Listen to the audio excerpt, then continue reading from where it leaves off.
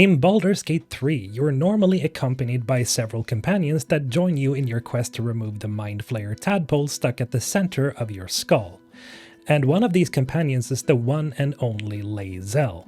Now early on in the game, Lae'zel lets you know that you have to help her find a creche, a sort of community of Githyanki that could help out in curing both you and her of your tadpoles. And before I go any further, just know that there will be some Act 2 spoilers beyond this point, specifically about the Githyanki Creche, so proceed with that in mind.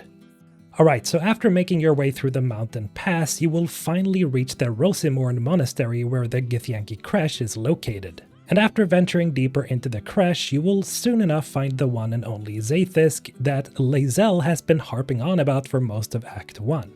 Now, according to the nearby Githyanki doctor, the Zaith'isk is capable of purifying individuals that are infested by Mind Flayer tadpoles. And so Lae'zel, being Lae'zel, is of course the first to jump at the chance of getting cured. And so a lot of players will most likely let her use the machine first.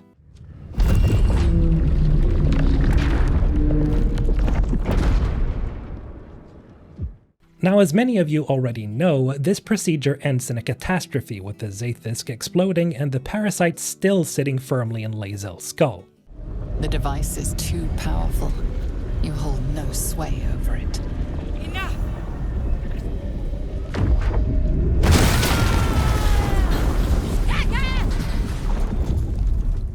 And so if this happened to you, chances are you may not have noticed that this event not only hurt Lae'zel's feelings, it literally hurt her body.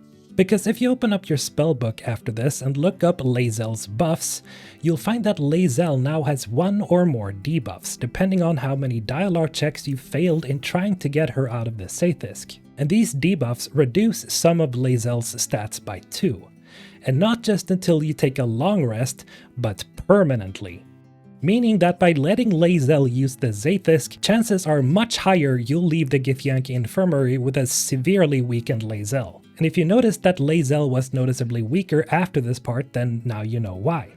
So, how do you prevent this? Well, if you decide to go before Lae'zel, you'll notice that the score needed to succeed your saving throws are much lower than that of Lae'zel's.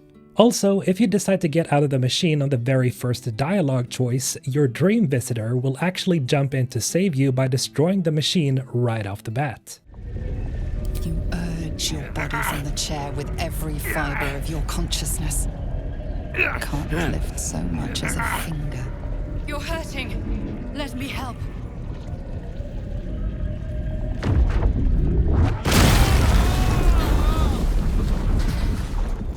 And you won't even be getting any stat debuffs if you do this, saving both you and Lae'zel from any debuffs.